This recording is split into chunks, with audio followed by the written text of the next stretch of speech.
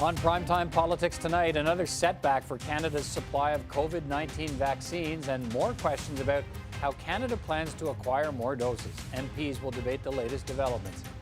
The Green Party leader slams the government for its decision to draw vaccine doses out of the international pool created in part to supply poor countries. Annamie Paul will join me to discuss that.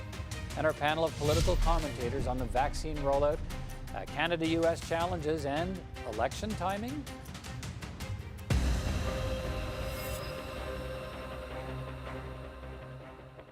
But we'll begin tonight with some more bad news about Canada's COVID-19 vaccine deliveries, but it's still not clear how bad.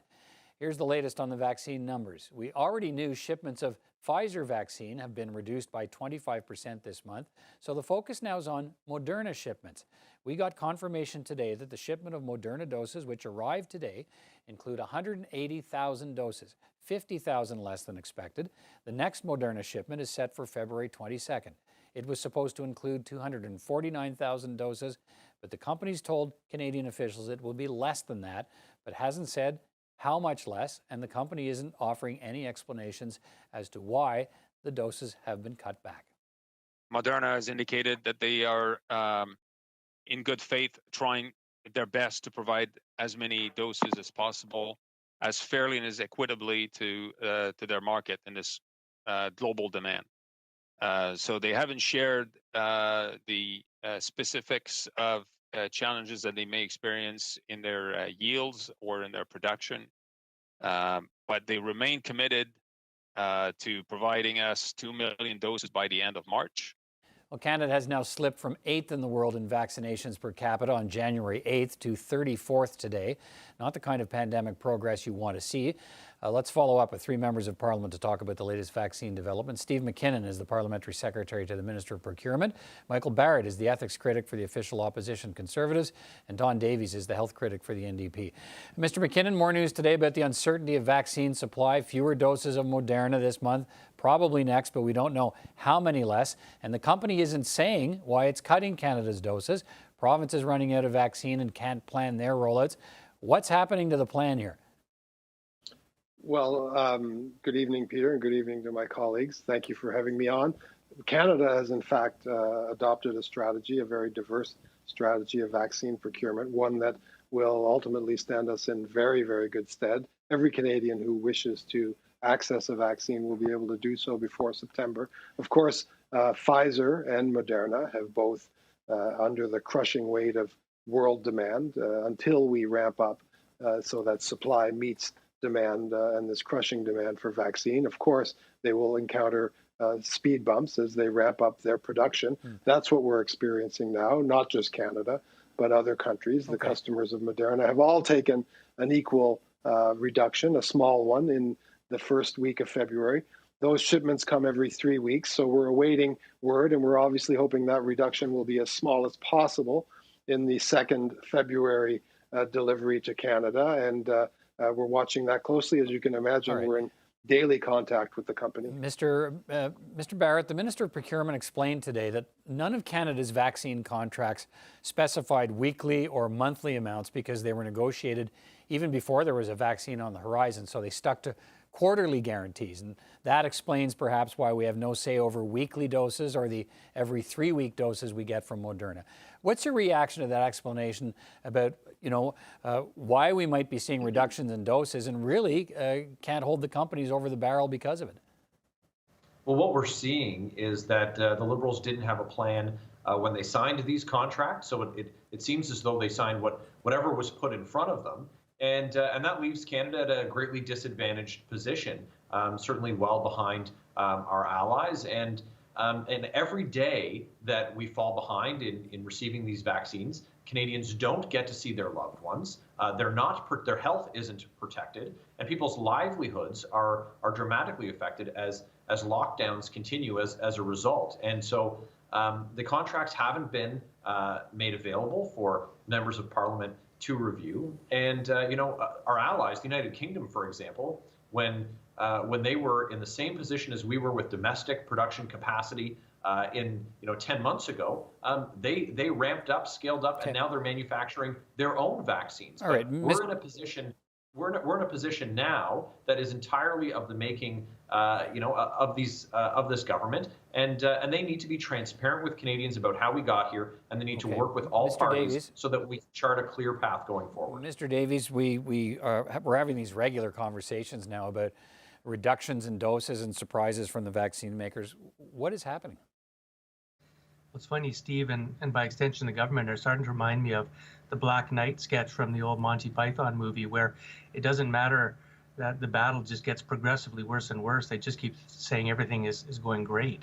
The truth is it's not. In every major metric, things are not going well.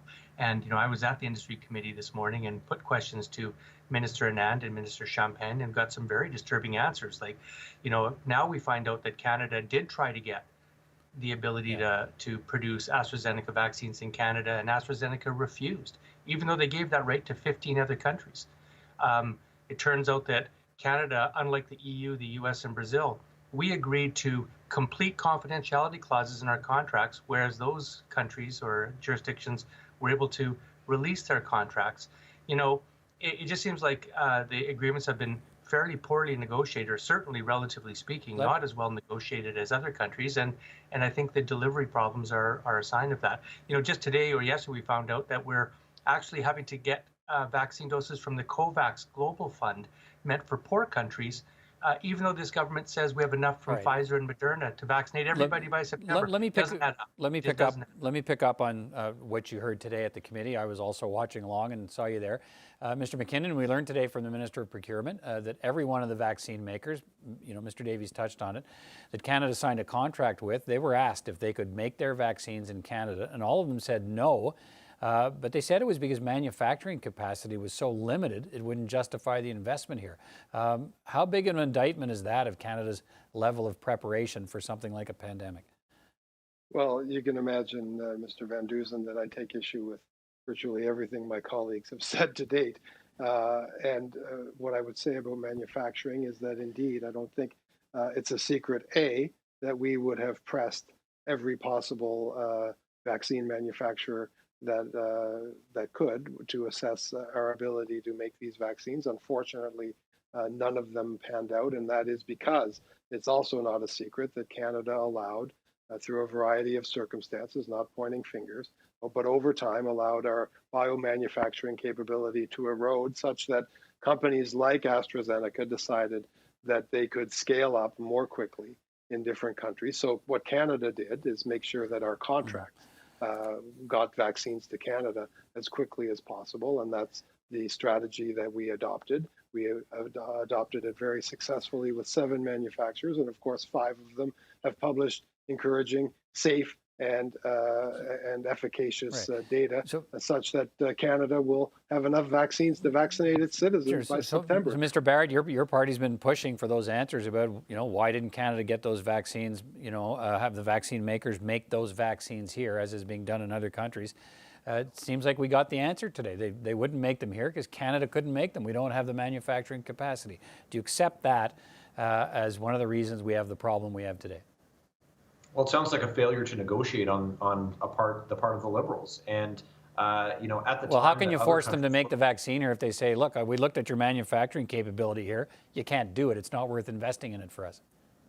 Well, the question is, what did the government offer in response? Did they offer to create the capacity to do that, as some other countries did? What our government focused on instead of focusing on domestic production was they partnered with China in that failed deal with CanSino, and we're seeing the results of that now. And so while our allies, they made the investments and they took the necessary steps, this government failed to get the deal done. So, and as Mr. Davies said, this isn't a one-off that just one other country was able to produce it.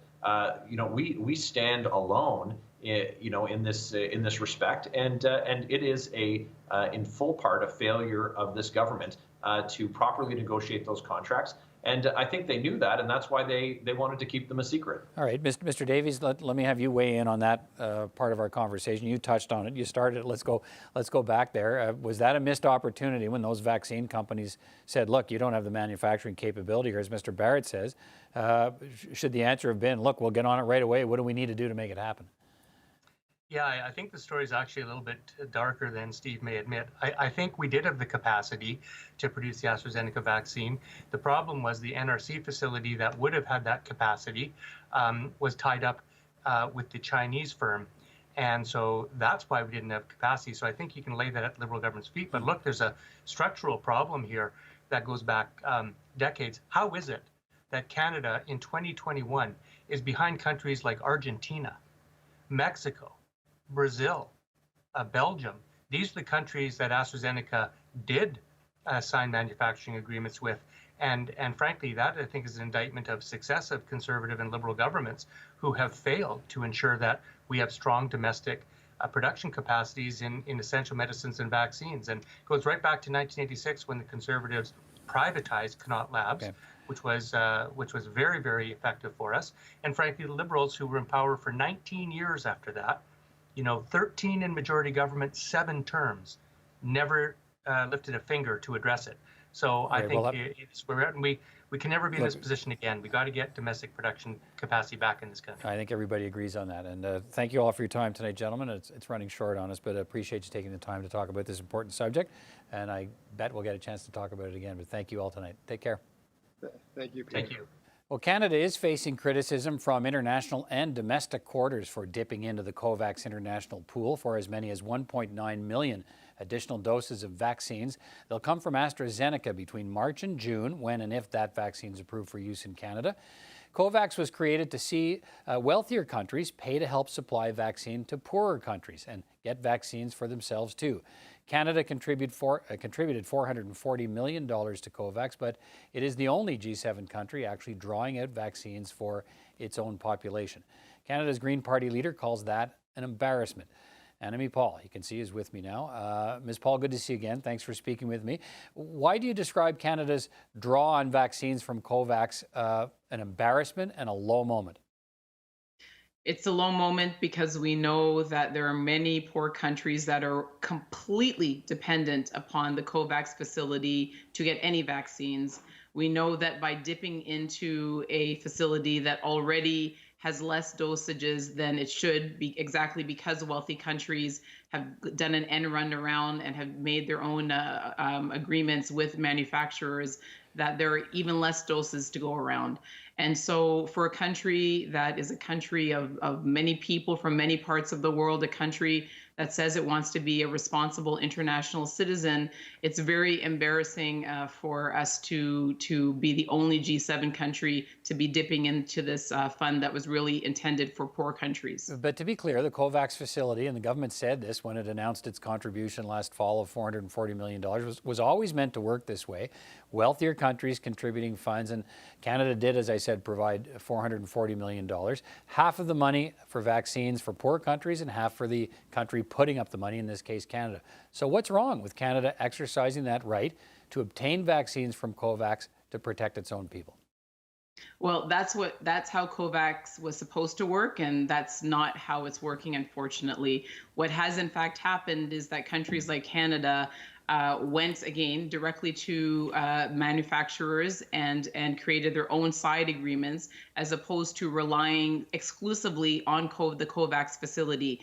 The idea behind COVAX was that every country would get their equal, fair share of vaccines, exactly because we understood that to really fight this virus, we had to do it together, and that protecting people here in Canada was going to require protecting people abroad. So by, again, dipping into this pool while hoarding vaccines 4 to 5 times as many as are needed for Canadians, it means that we actually are protecting Canadians less, because we cannot defeat this virus unless we do it globally. You talk about hoarding vaccines. I mean, as we speak, Canada can't even get the promised doses of the vaccines it's already ordered and is paying for. And I'm wondering if you think, what's the connection there? Do you think Canada's going to COVAX because it can't ensure a reliable supply of the vaccine from those makers it contracted? Yes, I do. That's exactly what I think. And of course, this is the reason that other countries who have been more successful in securing not only supply but delivery of their supplies have declined to use their designated amount of doses under the COVAX facility. This is really the thing that the government should just be transparent about and honest about and say, look, we're not getting the doses that we planned. We're not getting them on the schedule that we expected. And so we're going to this facility. But even with that, Peter, I really have to underline, and even as the daughter of an 84-year-old woman who is waiting for her vaccine, and I very much want her to have it, if we don't protect people abroad, if we don't ensure that people abroad get vaccinated, then the virus will mutate. It will become resistant to the vaccines that we have, and we're going to be all the way back to the beginning. So this is not just an ethical obligation, but it's also a practical one. We know that this is a global pandemic and that we can only solve it if everyone has access to the vaccine wherever they live. Many of the wealthy countries, G7 countries included, that have not turned to COVAX. Should also note that New Zealand has, Singapore has, but those G7 countries, other G7 countries haven't. But they have, in most cases, they have domestic vaccine production. Canada doesn't. Is that an argument that Canada can realistically hold up and say, look, we need to tap vaccine from wherever we can get it, including COVAX, because we can't make it ourselves? No. What we should have done, and where there'll be lots of time to look back and to learn the lessons from this period, but we should have done a better job, a more successful job in ensuring that the hundreds of millions of doses that we contracted for would be available to us at a reasonable schedule. We should have, at the very beginning of this pandemic, on the very first day, recognized our national security weakness in not having our own vaccine production facility, and we should have made sure that we brought that online. There were other countries that also did not have that capacity that brought it online. Well, let me just jump in for, sorry if I can, but Sure. A moment ago you're saying we shouldn't have done the end run and contracted separately, but you're saying, okay, since we did it, we should have done a better job of securing the supplies. That's absolutely right. The COVAX facility really was intended to be the one-stop shop for all countries. There already has been a lot of criticism of wealthy countries like Canada having taken so much of the global supply and leaving so little for low-income countries and other countries who weren't able to secure those kind of arrangements. So given that we have secured so much supply, this should be the absolute last place that we look. And as I said, not just for the ethical reasons, but also because if we do not vaccinate people in other countries at the same time that we're vaccinating people in Canada, then we are not protecting people in Canada. And so we know this, and Minister Gould, when she was announcing our participation in COVAX, she said that in those exact words. And so this is a real contradiction of that, and it definitely weakens and undermines the COVAX facility. All right. Thank you so much for your time, Annamie Paul. Good to talk to you tonight. Take care. Thank you very much, Peter. Take care.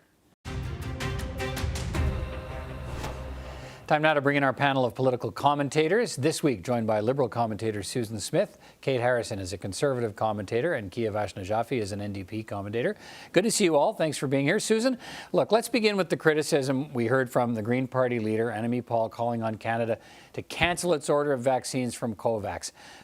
She says accepting those vaccines is an embarrassment to Canada. What's your view? Well, it seems Canada's damned if it does and damned if it doesn't. First, we're being screamed at because we don't have enough vaccines quickly enough, and then we're being screamed at that we're optimizing what is possible because of our $400 million contribution to COVAX. It's my understanding it has to do with the AstraZeneca vaccine, which we don't have here yet in the country. I can see why people might be concerned about it, but I think that it's important to understand the context of what COVAX is. So do we want the vaccines that we are supposed to have as a country? If that's the case, then as a country, any country that's contributed can draw on COVAX. Right. It's as simple as that. I mean, Kate, I think the Conservative leader wouldn't say today, Aaron O'Toole, if he would cancel Canada's COVAX vaccine order. Is Canada wrong to accept these vaccines from the COVAX pool, or does going for them now underscore what else might be wrong with the vaccine rollout in this country? Yeah, I think that it does underscore the bigger problem here, and I think Annamie Paul's characterization of this as embarrassing is the right one. Just because you can criticize both decisions, having the vaccines now or whether or not we ought to tap into COVAX doesn't mean that it's not worthy of criticism. Yes, the Liberals were going to get hammered on this either way. But I think what it ultimately does do is, Canada's coming across right now as being a bit of a double dipper. We've secured all these doses. We don't have them. So now we're going back to a pool that really was not designed for us, if we're being honest about the purpose of COVAX, to tap into those. And we would not be in this situation at all and having to rely on that pool for countries in the developing world had we negotiated better contracts, had we had domestic vaccine manufacturing capacity. But Kiavash, the government last fall, when announcing Canada's contribution, $440 million, made it clear at the time that, look, this is a two-stream idea. You put money in the pool to buy vaccines for poor countries that can't afford them, and you're allowed to draw out as well for yourself. But as Annamie Paul puts it, the thinking at the time was, the thought was this would be the great big pool where everybody went to get vaccines. It hasn't turned out that way. Countries are buying them on their own. The NDP leader wouldn't say today whether he would cancel the order for the vaccines from COVAX for Canada. So a lot of criticism, but no leaders except Annamie Paul saying give it back. Is Canada wrong here? I think what's happening is very unfortunate and quite frankly unconscionable. This is vaccines that should be for the poorest countries in the world, not some of the richest. We are, after all, part of the G7. The rest of the world is not accountable for the failures of our own country to produce vaccines or purchase them on time. So I do agree that this is not the right move, and we have the firepower to take care of ourselves. We shouldn't be taking it out of the pot of money that exists for people who and the countries that just can't afford this vaccine. Susan, does it underscore the deeper problems? And we're hearing more today about Moderna doses being delayed and coming to Canada when they do in smaller numbers. Is there starting to get a sort of feel of desperation around the vaccine rollout in this country? I think it's been dialed up, the concern. I'm confident that we're going to get the vaccines, the 6 million vaccines that we're supposed to have from Pfizer and BioNTech by the end of March. We're also waiting to get the approval of the AstraZeneca vaccine and other vaccines. So it's going to happen. But the government has to cover as many bases as we can. And as you so clearly explained, Peter, the COVAX scenario was countries putting money in with development vaccine, the development of vaccine and the ability to draw on that, as well as sharing with other countries. So it's our government's job to take care of our people, and we're doing that. And at the same time, that $400 million that we contributed is also going to help other countries. So we've got to look after our own population, and we're making, I think, responsible decisions. And the minute more vaccine production happens, I think you will see less of a drawdown in other places. Kate, what do you say to that? I think that there should at very least be a commitment to give any of the doses that we're set to receive later on back into the fund if we're planning on withdrawing from that fund now. That seems like the conscionable thing to do. I do think that the public attitude and opinion on this is shifting in real time. I think that there has been a swing in the last few weeks of how the public views the government's performance on getting vaccines to this country. And so, you can talk about the opposition dialing things up, but I think that certainly Canadians are starting to grow concerned. They're reasonable. I think they know we're not going to be on the same timeline as the US and the UK, but they certainly would expect that we would be on a faster timeline than some of the other countries that have leaped so far ahead of us. Yeah, Kiavash, when we talk about Canada being the only G7 country to access these doses at this point, it is true, though. I mean, it does underscore we have no domestic production here. So this idea of covering all the bases that Canada can cover, how do you view that? I hear what Susan is saying. Absolutely. We have to take care of our population. But the fact that we have to go to this pot of money and vaccine that was saved for some of the most vulnerable countries in the world and tap into it in order to take care of our population just speaks to the fact that we have not been able to successfully take care of our own population. It is a symptom of the failure of the government to deliver on the vaccine side. Susan, the House today, let's switch to something else. The House today debated a motion from the Conservatives to create this special parliamentary committee to focus on the challenges in the Canada-US relationship. Pipelines, Buy America, softwood lumber disputes, COVID cooperation. How useful would that committee be, Susan? I don't know. We didn't have a special committee under Donald Trump. I'm not sure we necessarily need one under Joe Biden and Kamala Harris. If we were ever going to be aligned with an American administration, it would be now. But if the Parliament decides that that's what they would like, fine. We do have a Foreign Affairs Committee. They can study whatever they would like to study at any point in time, so they could go the route of Canada-US.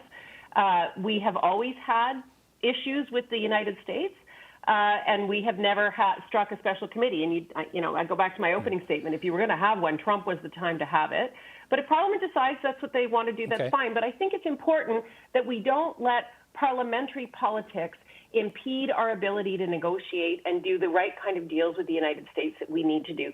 There's grandstanding that happens in these committees. We know that. And we need to make sure that we don't dial things up that don't need to be dialed up. Kate, how useful would this committee be?